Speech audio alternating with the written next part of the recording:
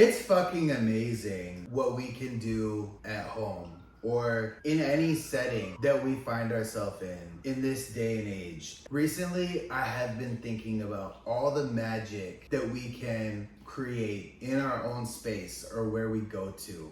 I think oftentimes we think about that next spot as that's the place that it's gonna all come together, or we gotta go do this, or we gotta go do that. And sometimes we forget about the magic that is right here in our immediate surroundings, everywhere that we are, and in large part due to the technology that we have at our disposal. This includes writing songs, writing speeches, writing scripts for a screenplay, recording a lot of those things, doing tarot card readings. There's so many different things that we can do from our houses or from whatever place that we inhabit for a time being, where 30 years ago, that wasn't always the case. And I am inspired by some recent movies that I've been watching as kind of a nostalgic moment. Oftentimes, they come from the 1980s or the 1990s, before cell phones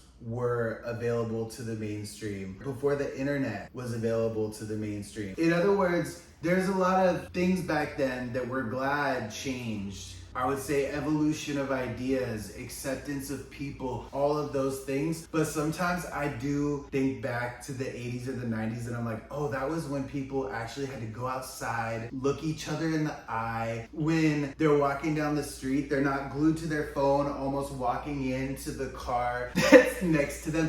And of course, I'm guilty of all these things as well. In my mind, there's a certain nostalgia about the time right before all of these devices were so widely available to the public. To sum it up, it's basically just like we have more power, we have more magic than we're even aware of with our devices and in whatever place that we inhabit. And I think that's it. Let me look at my notes.